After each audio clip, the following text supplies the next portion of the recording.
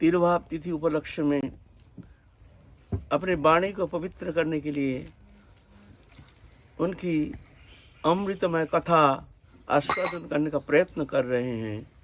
खैर वो तो मन बुद्धि के अगम्य है।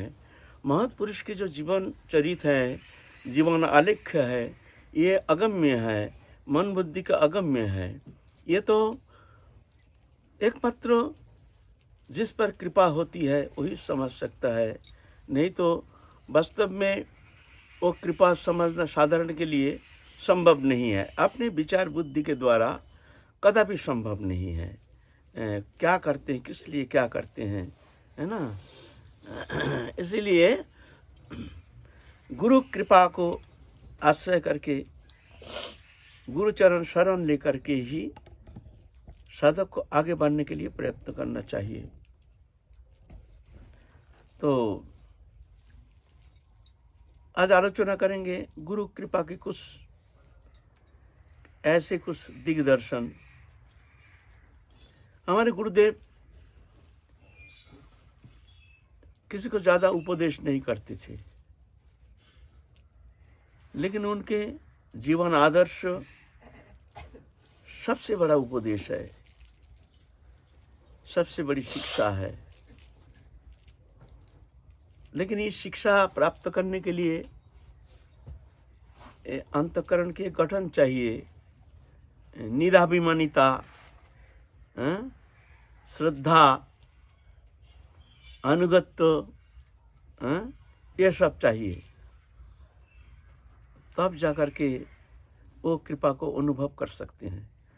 कभी कभी गुरुदेव तारण भर्षण करते हैं, हम समझ नहीं पाते हैं। कभी कभी मन में क्षोभ हो जाता है। कभी कभी हमसे से प्राकृत बुद्धि संपन्न साधक विरूप चिंता कर बैठते हैं। ये बहुत ही विघातक हो जाता है कभी कभी साधक के लिए, है ना। किसी भी अवस्था में गुरु के प्रति किंचित मात्र दोष दृष्टि आनी नहीं चाहिए। क्यों? गुरु है भगवान, साक्षात भगवती बुद्धा न मर्त बुद्धा करिचित। गुरु को साक्षात भगवान मानना मनुष्य बुद्धि कबू नहीं करना चाहिए, कदापि नहीं करनी चाहिए, है ना। तो कभी कभी उनके आचरण उसमें प्राकृतिक बुद्धि आने से साधक के लिए विघातक हो जाता है। किस लिए क्या करते हैं। ऐसे सब महापुरुष ही, सिर्फ हमारे गुरुदेव नहीं, सभी बहुतों महापुरुष जो भगवत सानिध्य प्राप्त करने में समर्थ हुए हैं, ऐसे जो महापुरुष है उनके आचरण मन बुद्धि के अगम्य है। रामदास काठिया बाबा थे,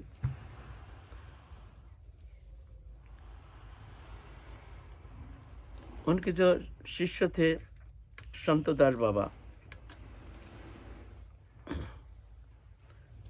कलकत्ता हाईकोर्ट के वकील थे। तो मन में हुई कि इच्छा हुई कि हम दीक्षा लेंगे। कहाँ से दीक्षा लेंगे? तो गए हैं कुंभ में।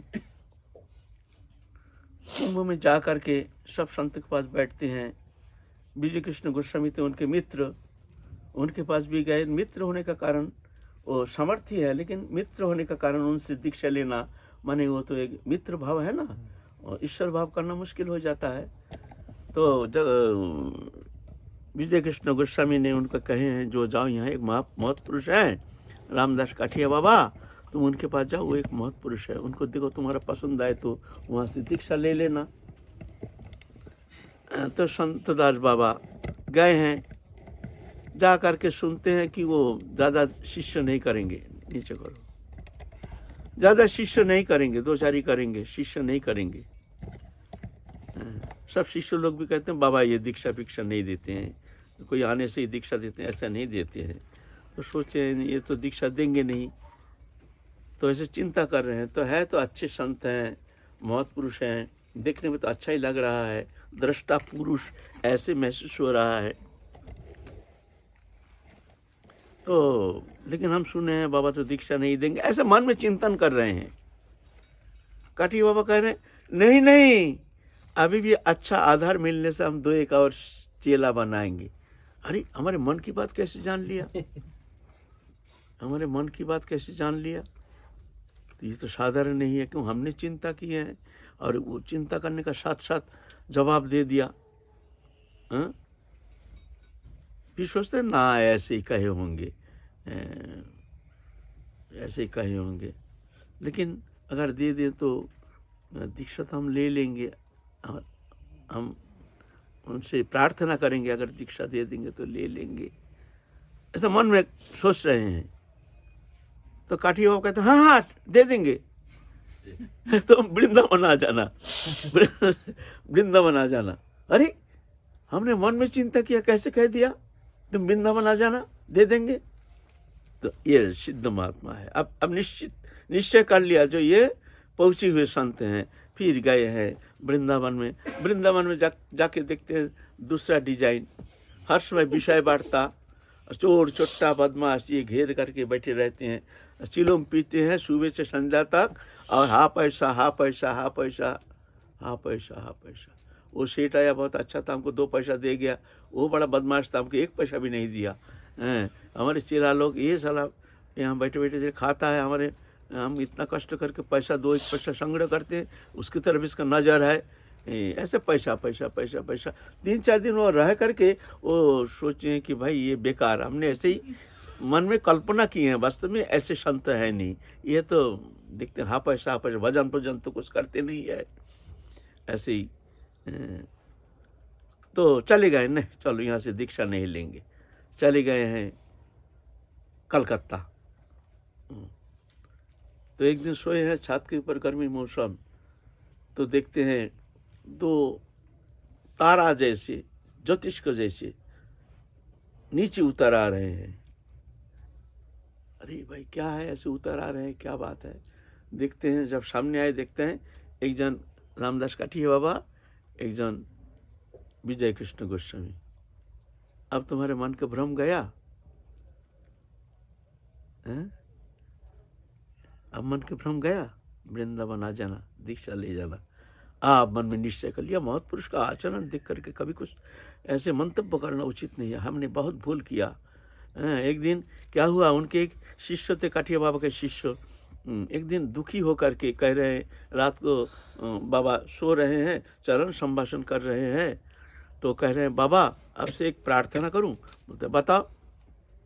आप ऐसे नाटक क्यों करते हैं, सब आते हैं श्रद्धा लेकर के आपके पास, लेकिन आप ऐसा नाटक करते हैं कि देख करके उनका श्रद्धा हट जाती है, गलत समझ बैठते हैं।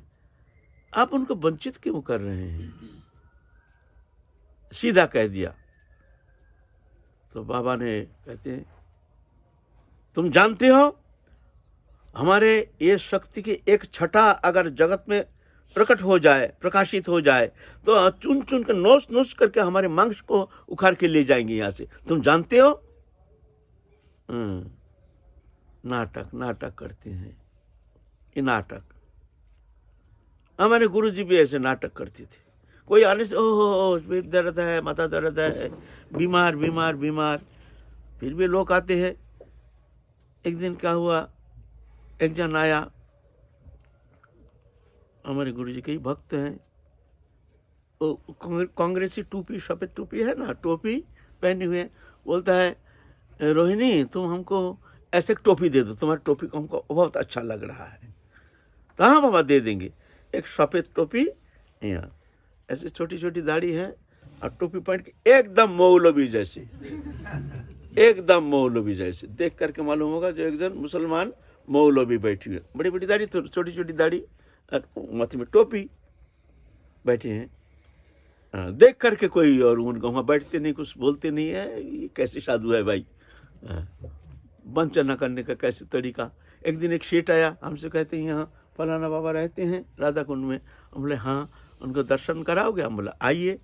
आके देखा बाबा टोपी पहन के बैठे हुए हैं, देख करके ऐसे देखा, सीधा लौट के चला गया, प्रणाम भी नहीं किया, प्रणाम भी नहीं किया। ऐसे महत्पुरुष का आचरण, महतेरी क्रिया मुद्रा विज्ञ ना बुझाए, है ना। ऐसे आचरण ऐसे देख करके पहचान में आता नहीं। हमको सोते समय कहते विनोद टोपी को ठीक से रखा है ना, टोपी सोते समय भी विनोद टोपी को रखा है ना। हम बोले देखो ये टोपी में मन घुस गया, टोपी की तरफ इतना ध्यान है। सुबह उठ के हमारे टोपी को लाओ, हमारे टोपी ऐसे हमारे गुरुजी करते, एकदम अति साधारण है। हर समय बीमार, जैसे कितना बीमार है, कुछ बीमार कुछ नहीं। कितना बार चेकअप कराया, डॉक्टर कहते हैं इनका कोई बीमार नहीं। ऐसे हैं। आचरण देख करके कोई पता नहीं चलेगा महापुरुष किस लिए क्या करते हैं, किसके कल्याण के लिए कौन सा आचरण करते हैं, ये समझना साधारण के लिए असंभव बात है। ये महत कृपा से ही एकमात्र अनुभव विद्ध हो सकता है। एक बार क्या हुआ, नए नए आए हैं हम, तो बहुत सारे बड़े गुरु भाई छोटी छोटी बात पर बड़े कठोर शब्द प्रयोग करते थे। मंदिर में घुसने नहीं देते थे, खाने नहीं देते थे, मैंने ऐसे बहुत टॉर्चर करते थे। ये भी प्रभु की इच्छा, ये गुरु जी की शायद ऐसे ही इच्छा है। लेकिन गुरु जी हमको सेवक रूप में रखे उनके पास, उनकी सेवा हम ही करते हैं। तो एक दिन क्या हुआ, घर में घुसे हैं गुरुदेव, छोटी सी एक रूम है, उसमें बैठे हुए हैं। छोटी सी रूम, बिल्कुल छोटी सी, दूसरा व्यक्ति घुस नहीं सकता है उसमें, इतना छोटी रूम।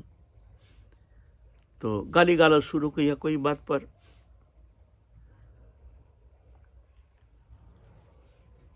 हम बाबा के पास जाके कहते हैं, बाबा अब देखें तो आप सुन रहे हैं ना, अकारण इस तरह से ये लोग गाली देते हैं, ऐसे उल्टा पल्टा बोलते हैं।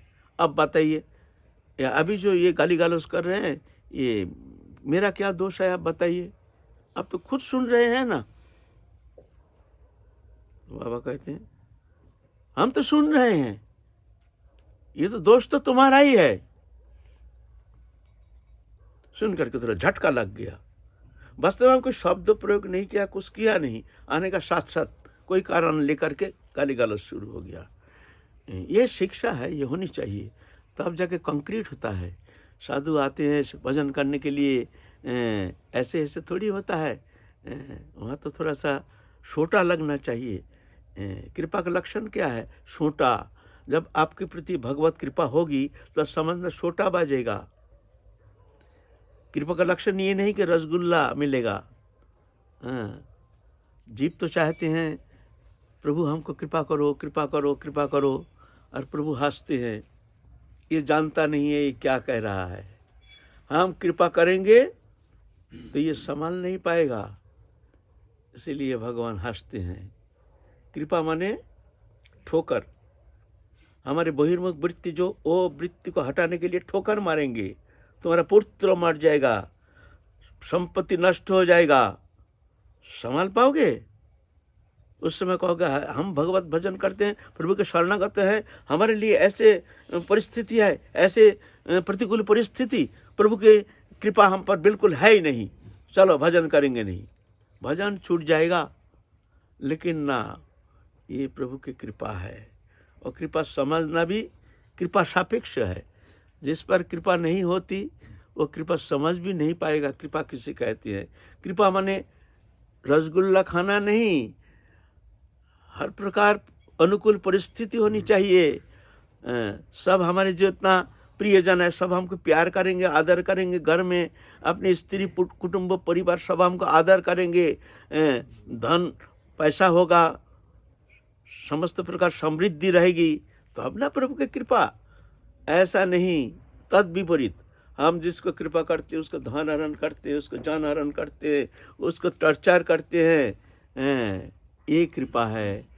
तो इस तरह से ठोकर खा करके उस संसार से उसका मन हट जाता है। संसार इतना दुखदाई, हे प्रभु एक बार मौका मिल जाए तो ये संसार से फिर हम कभी इसे मुंह नहीं लगाएंगे। प्रभु अब हम भजन करेंगे, प्रभु ऐसे कृपा करो। तो क्या होता है, उसके भीतर से संसार के प्रति जो वासना है, आकर्षण है, वो हट जाता है। तब जाकर के ठीक ठीक शरणागति होती है, तब जाके भजन होता है। तो कृपा माने ठोकर। क्या सच में ही पुत्र वियोग या धन हानि होती है जिन पर कृपा होती है? सबके लिए नहीं होता है। जो खूब कृपा चाहते हैं, भजन करना चाहते हैं, लेकिन मोह है, स्त्री पुत्र कुटुंब परिवार के प्रति उसके मोह है, उनके लिए ऐसा ठोकर होता है।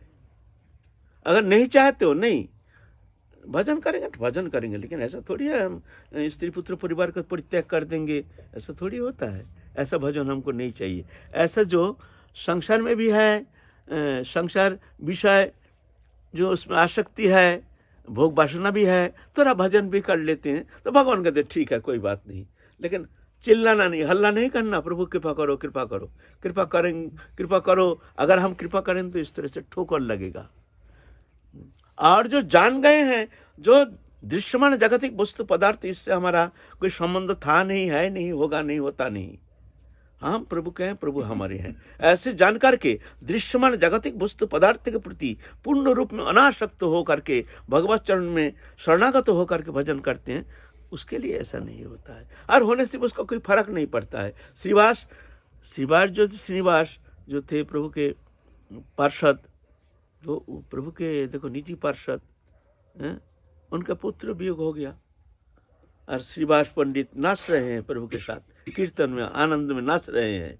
उधर प्रातः काल पुत्र मर गया है, पुत्र को ढक के रखे हैं, घर में कह दिया देखो खबरदार रोना नहीं, अगर रोने का आवाज आ गया प्रभु आएंगे कीर्तन करने के लिए, अगर रोने में अगर कीर्तन में बाधा आ गई तो हम गले में कलशा लगा बंद करके हम गंगा में कूद करके हम प्राण को समाप्त कर देंगे, खबरदार आवाज नहीं आनी चाहिए। तो बच्चा को तो ऐसे ढक के रखे, भीतर में सब स्त्रियां रो रहे हैं, मुंह में कपड़ा ठोस करके, जैसे रोने का आवाज बाहर ना जाए। महाप्रभु आए हैं कीर्तन करने के लिए, कीर्तन कर रहे हैं।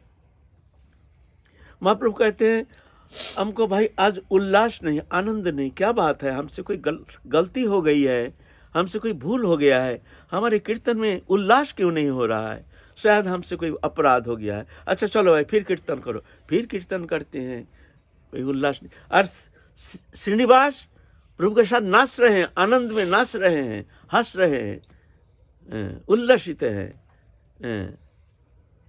फिर प्रभु का उल्लास नहीं। प्रभु कहते हैं अच्छा तुम लोग बताओ भाई, हमारे आज कीर्तन में आनंद क्यों नहीं आ रहा है, क्या हो गया है, किस कारण से हमारा आज उल्लास नहीं हो रहा है। फिर कीर्तन कर रहे हैं। प्रभु कहते हैं भाई आज रुको, आज कीर्तन होगा नहीं। ये बताओ, सही सही बताओ, आज श्रीवास पंडित के घर में कोई अमंगल तो हुआ नहीं, सही सही बताओ। और प्रभु तो जानते हैं ना अंतर्जामी। तो एक जन कहते हैं हाँ प्रभु, श्रीवास पंडित का पुत्र सुबह प्राप्ति हो गई है, ये बात है। श्रीवास पंडित की तरफ देख करके प्रभु एकदम आंख में आंसू आ गया, पुत्र वियोग हो गया, नाच रहे हैं, हंस रहे हैं, कोई चिंता नहीं, कोई कष्ट नहीं। तो श्रीवास पंडित से पूछा, श्रीवास पंडित कहते हैं कश्य के पति पुत्राद्या मोह एव ही कारणम। कौन किसका, स्त्री पुत्र कुटुंब परिवार कौन किसका है, कोई किसका नहीं, मोह ही एकमात्र कारण। शरीर से संबंध हेतु, शरीर में आत्मबुद्धि के कारण शरीर संबंधी वस्तु पदार्थ में अपनापन, संपूर्ण अज्ञानता, ये संबंधित शरीर संबंधित जो वस्तु पदार्थ है ये पहले था नहीं, पीछे रहेगा नहीं, विश्व में दृश्यमान आगंतुक है, लेकिन इसको हमने अपना मान लिया, सत्य मान लिया, ये मोह है। ये मोह के कारण हम दुखी होते हैं, है ना। तो अगर तुम्हारे भीतर से ये मोह हट गया तो संसार तुम्हारा क्या बिगाड़ता है, कोई भी कुछ बिगाड़ता नहीं है। अगर मन में मोह है तुम्हारा तो जंगल तुम्हारा क्या सुधारेगा, वहां जाके भी तुम माया में फंस जाओगे, ऐसा है ना। तो ठोकर कब मारते हैं, जब उसको मोह ममता अधिक होता है और प्रभु से कहते हैं प्रभु कृपा करो कृपा करो कृपा करो, तब प्रभु ठोकर मारते हैं, ले कृपा, ले कृपा, है ना। अक्सर देखा जाता है कि जितने जितने महापुरुष हुए हैं इतिहास में, संपन्न परिवार से ही विशेष रूप से ज़्यादातर जो ऐसे दृष्टांत मिलते हैं कि ना, ऐसा बात नहीं है। से ही संपन्न आते हैं। परिवार और संपन्न परिवार ये नहीं, तो पूर्व जन्म कृत सुकृति संपन्न, जन्म जन्म के सुकृति संपन्न जीवात्मा जो होता है वही भगवत अनुरागी हो सकता है, नहीं तो ऐसा थोड़ी होता है। तो ज़्यादातर जो संपन्न घर से आता है, वैराग लेकर के भगवत भजन के लिए आते हैं, तो वो परिपक्व होता है, क्योंकि वो देख के आया है ना। और कभी कभी गरीब घर, भिखारी घर से खाने का नहीं, पहनने का नहीं, कुछ वस्तु नहीं, पदार्थ नहीं, भोग्य पदार्थ नहीं, इच्छा है लेकिन कोई साधन नहीं, आ जाता है भजन करने के लिए। क्या करें भाई, चलो वृंदावन में चलो, तो खाने को तो मिल जाएगा। ऐसे जो साधु बनते हैं उसको आगे चलना मुश्किल हो जाता है। जब भी ऐसे वस्तु पदार्थ का संयोग हो जाता है तब जाकर भजन छूट जाता है, उसी में वो रम जाता है। आश्रम, मंदिर आदि ये सब भोग्य पदार्थ में उसका मन लग जाता है, ऐसा होता है ना।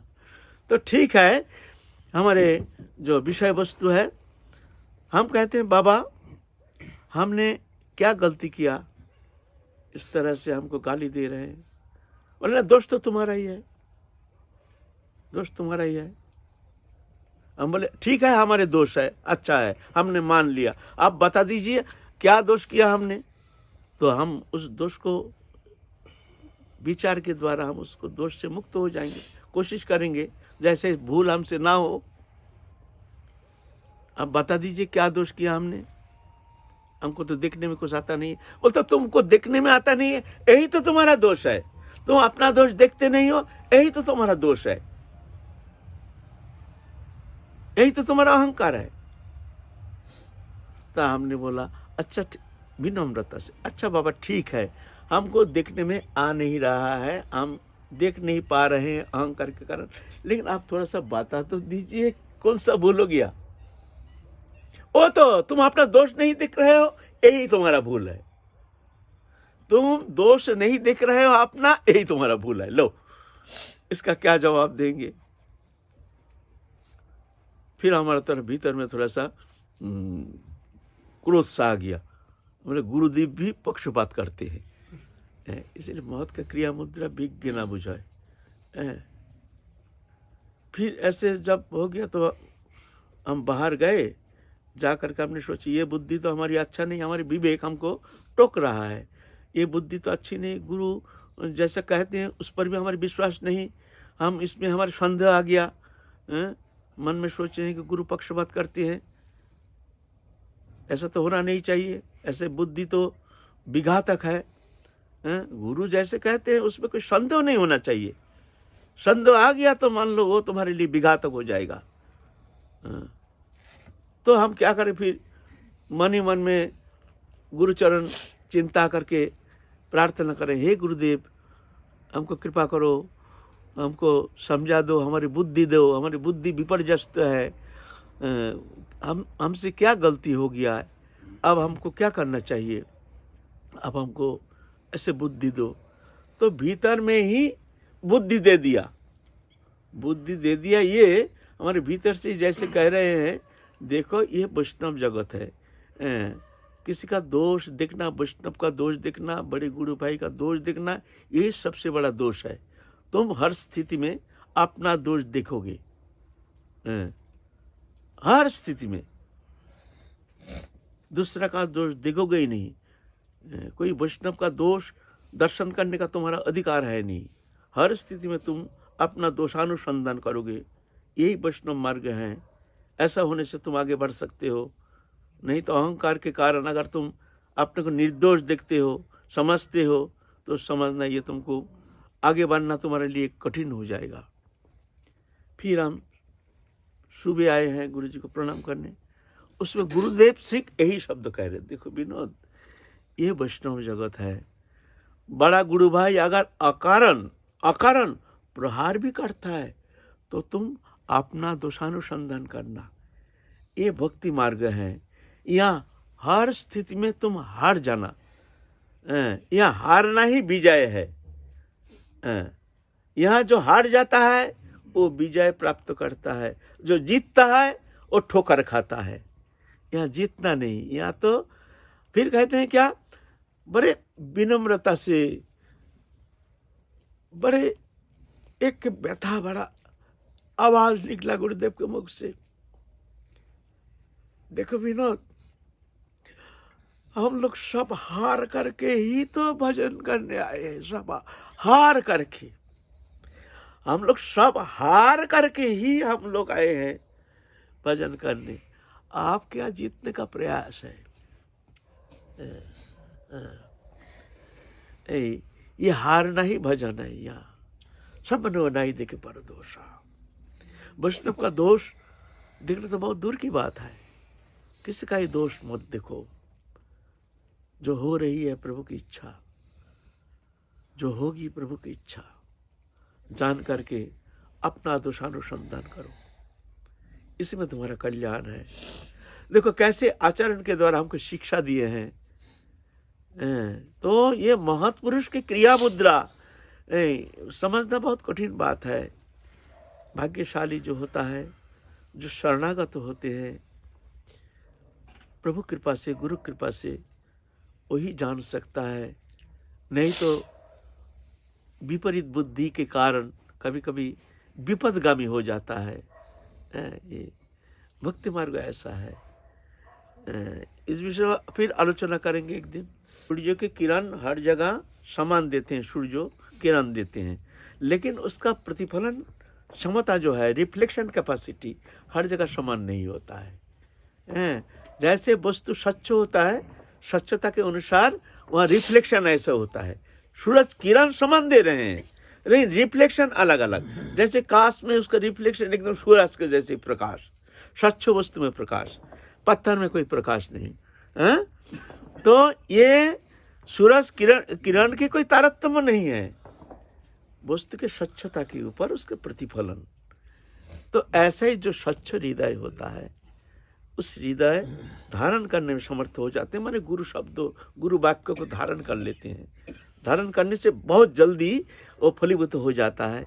जा करके उसमें बहुत सारे क्रिया देखने में आता है, ये बात है। और जो ये धारण नहीं करते हैं, दोष दृष्टि से ले लेते हैं, जो गुरुदेव ऐसे कहते हैं, ऐसे कहते हैं, ये तो उचित नहीं है, ऐसे क्यों करते हैं, हमसे ऐसे व्यवहार करते हैं। गुरुदेव किसी को प्यार करते हैं, हमसे प्यार नहीं करते हैं। ऐसे जब विचार आ जाती है तब जा करके मुश्किल होता है ना। कृपा सबके लिए बराबर है। भगवत कृपा, गुरु कृपा, ये कोई पक्षपात दोष दुष्ट नहीं है। गुरु के सब शिष्य हैं। कोई साधन में बहुत आगे निकल जाता है और कोई चक्कर खा के संसार चक्कर में चला जाता है। तो गुरु किसी को चक्कर में संसार में भेज रहे हैं और किसी को भजन में आगे ले जाते हैं, ये कोई बात है ना। वो हृदय के स्वच्छता ये धारण कर नहीं पाया, और वो धारण कर लिया, जो धारण कर लिया वो निकल गया। कृपा ऐसी है। दिस मोमेंट अगर वो समझ नहीं आ पाए और बाद में वो समझ आए तो क्या दोष नहीं रहेगी? देखो ये भी कृपा है, ये भी कहना भूल हो जाएगा। जो कोई कहीं मार्ग में गृहस्थ में चला गया, कोई किसी में, वो भी कृपा ही है। कृपा ही है क्या? कभी कभी हमारे अपरिपक्वता के कारण कभी कभी ऐसे भगवत इच्छा से ऐसे भगवान इस तरह से उसको ठोकर दिलाते हैं जिससे वो परिपक्व हो जाता है। जो हमसे ये भूल हो गया, हमसे हम में ये कमी है, फिर जाके उसके अंदर जो बैराग होगा ना, वो एकदम ठोस बैराग होगा। उसको किसी भी अवस्था में कोई हिला नहीं सकता है। उसका बैराग, उसका भजन से कोई हटा नहीं सकता है। जब वो भागेगा ना तो इतने जम के भागेगा जो सबको पीछे फेंक करके वो आगे निकल जाएगा। ऐसे बात नहीं है। वो कृपा भी नहीं, वो भी कृपा है। जैसे हम हिमालय में जा रहे हैं ना, कभी चढ़ते हैं तो कभी उतारते हैं, फिर चढ़ते हैं, फिर उतारते हैं। अब अगर हम उतर रहे हैं, कोई चढ़ रहा है तो अरे ये तो नीचे जा रहा है, अरे ये तो नीचे जी आया है हिमालय में चढ़ने के लिए, तो नीचे जा रहा है। बोले नीचे नहीं जा रहा है, वो आगे बढ़ रहा है। ये रास्ता ही ऐसा है। तो कभी कभी भजन में देखा जाता है जो दिखने में लगता है इसका पतन हो गया। पतन नहीं, पतन होता नहीं, पतन हो नहीं सकता है। कौन तो प्रतिजा नहीं न मे भक्त प्रणश्यति। तुम प्रतिज्ञा करके कह सकते हो मेरा शरणागत भक्त कभी उसका पतन नहीं होता है, पतन नहीं। भरत महाराज कौन सा अपराध के कारण हरिण होकर जन्म लिया था? कौन सा अपराध हो गया? बोलिए ना। भरत महाराज जब गए हैं साधन करने के लिए, क्या कारण से हरिण जन्म हो गया? कौन सा अपराध के कारण? आप बोलेंगे जो वो हरिण का मोह में फंस गया इसलिए। अरे भाई, हरिण का मोह में फंसा क्यों? तुम कहाँ थे?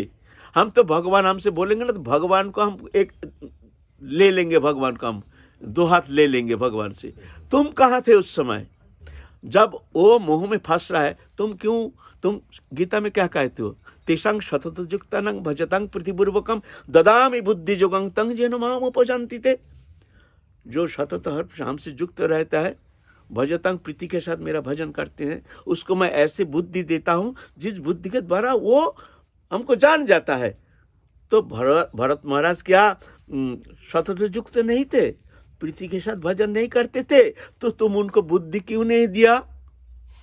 जो देखो तुम माया में फंस रहे हो, माया में मत फंसो, हरिण शावक को छोड़ दो, जंगल में छोड़ दो, जाने दो। तुम बुद्धि क्यों नहीं दिया? है ना, प्रश्न आता है। और एक कारण होता है जो कहीं वैष्णव पर संत अपराध हो गया, इसलिए पतन होता है। वो भी नहीं तो भरत महाराज क्यों हरिण शावकों के जन्म लिया? ये कृपा है। कृपा कैसी है? थोड़ा स्नेह ममता, ये सब साधक के लिए सबसे बड़ा विघातक होता है। मन में स्नेह ममता ये बहुत विघातक होता है। एक छोटा सा बच्चा आपका भजन छुड़ा करके आपको संसार चक्र में ले जाने में समर्थ है। एक छोटा सा बच्चा, आप जान नहीं पाते हो, छोटा बच्चा है, घर में हमारा बच्चा है, लेकिन आपको पूर्ण रूप से उसके मोह में फंसा करके तुमको भगवत चरण से हटा सकता है। इस नियम तो बहुत खतरनाक होता है। बीज रूप में रह जाता है साधक के भीतर, साधक जान नहीं पाता है। तो भगवान ने कृपा करके ऐसे की है, सिर्फ छोटा सा जन्म, हरिण शावक, हरिणों के जन्म लिया, लेकिन पूर्ण स्मृति जातीश्वरों के जन्म लिए हैं। पूरा स्मृति है, हम ऐसे भरत राजा थे, लेकिन हमने हरिण शावक के मुंह में पड़ करके हम हरिणों के जन्म लिए हैं। आहा, इतनी बड़ी भूल। हे प्रभु, इस बार अगर हमको मानव जीवन मिल जाए तो प्रभु मैं प्रतिज्ञा करता हूँ ये संसार से हम बिल्कुल संबंध संपर्क नहीं रखेंगे। छोटा सा 6 महीने का जन्म, और इंतजार कर रहे हैं कब मृत्यु आएगी, कब मृत्यु आएगी, हम शरीर छोड़ेंगे। और क्या, जंगल नहीं गए, वह संत के आश्रम में रहते थे। संत लोग रोटी, झूठा रोटी देते थे, ये देते थे। देखते अरे ये शरीर तो कहीं जाता नहीं, बड़ा सुंदर है, तो वहीं पर रहते थे। वहाँ हरि कथा कहते थे, वहाँ जाके चुपचाप बैठे रहते थे। हरि कथा कैसी जन्म है, पशु शरीर, लेकिन पूर्ण ज्ञान, पूर्ण चेतन। ऐसा चेतन तो बड़े बड़े साधक में होता नहीं है। ये कोई निग्रह थोड़ी है, ये अनुग्रह है, देखने में पशु जैसे। और देखो कैसे कृपा, मृत्यु के समय भगवत चिंतन करते करते गंडक नदी में आखंड जल में निमग्न होकर के भगवत चिंतन करते करते, हरि चिंतन करते करते शरीर त्याग रहे हैं। ये कृपा नहीं है, ये निग्रह कहते हैं इसको। छोटी सी जन्म, 6 महीने का जन्म, अगर ये हरिण शावक जन्म नहीं होता, ना जाने कै जन्म लग जाता। इस स्नेह ममता के कारण मन में ममता, स्नेह के ममता के बीज अगर रह जाता है, ना जाने और कितना जन्म तुमको भटकना पड़ता। उस 6 महीने का छोटा सा जन्म दे करके उनको एकदम ले गया, पूर्ण रूप से भगवान ने स्वीकार कर लिया, है ना। तो ये भगवत कृपा समझना बहुत कठिन है। निग्रह नहीं, ये निग्रह नहीं। कोई गृहस्थ आश्रम में जा रहा है, ये निग्रह नहीं, ये अनुग्रह है। जैसे हिमालय में हम चलते हैं, जो कभी कभी नीचे नाम उतारते हैं तो देखने में लगता है ये नीचे जा रहा है, नीचे नहीं। ये समझना जितना कदम नीचे जा रहा उतना उससे ज़्यादा कदम उसको आगे चढ़ना पड़ेगा। एक जगह जा कर के समाप्त तो हो जाता है, फिर चढ़ाई, अब चढ़ाई शुरू, अब तुमको चढ़ना पड़ेगा, और उससे ज़्यादा। ये ऐसे रास्ता ही ऐसे है। ये मार्ग ऐसा है। इसीलिए कभी सोचना नहीं चाहिए कोई साधक को जे ये इसका पतन हो गया, ये भजन से च्युत हो गया। जब शरणागत हो जाते हैं भगवान किसी भी अवस्था में उसको छोड़ते नहीं है। कौन तो प्रतिजानी ही न में भक्ता प्रणश्यति, मेरे शरणागत भक्तों कभी नष्ट नहीं होता है। जय जय श्री राधे। और कुछ बोलोगे? वही पूछ रहा हूँ कि 2-5 मिनट बाद अगर समझ आ जाए उसी ना समझने देंगे नहीं, बुद्धि ऐसे ही हो जाएगी। क्यों? उसको तो शोधन करना है ना, ठोकर नहीं लगने से शोधन नहीं होता है। कोई छाती तान के चल रहा है, ऐसे ऐसे हिल दुल के हम क्या है, हम एक पत्थर में ठोकर ऐसा लगा, एकदम झुके, अरे बाबरे बाबरे बाबरे बाबरे। तो झुका कब? ना ठोकर खाया जब। पहले छाती तान के चल रहे, ठोकर खाया तो झुक गया। ऐसे ही हम लोग अहंकार अभिमान छोड़ नहीं पाते हैं, तो ठाकुर जी ने इस तरह से ठोकर लगा देते हैं तो झुक जाता है फिर जाकर। ये कृपा है। जय जय श्री राधे।